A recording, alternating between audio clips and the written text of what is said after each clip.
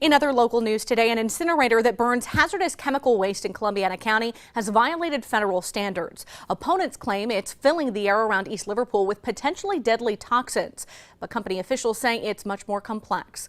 27 First News reporter Jerry Ricciuti spoke with both sides today. Executives with the Heritage Thermal Services incinerator insist they are operating safely. We have not had emissions overages that are any levels of concern. We are operating at all times within the limits of our permit. But 2 months ago, the U.S. EPA issued a finding of violation against the company, which burns about 60,000 tons of household and commercial chemical waste each year. The letter suggests the company had nearly 200 incidents of operator or mechanical error over the last 4 years, violating national air pollution standards. This facility has a history of noncompliance. It goes way back. Alonzo Spencer and other members of the group known as Save Our County have been opposed to the incinerator for decades, convinced emissions would lead to increased rates of cancer and other problems.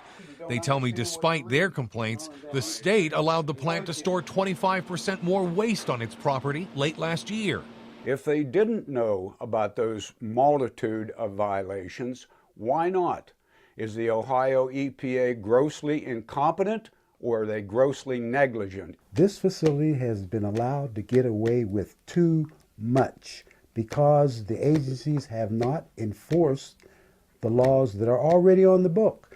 But Wayne tells me the plant's internal safety equipment keeps toxic pollutants from being released, adding the letter refers to problems the company reported on its own as the law requires. If a pump has an upset, then we have to record that and report it. But that does not necessarily mean that there was emissions overage coming out of the stack. Wayne says company officials will meet with EPA directors next month, hoping to resolve the problems. In East Liverpool, Jerry Ricciuti, WKBN 27 First News.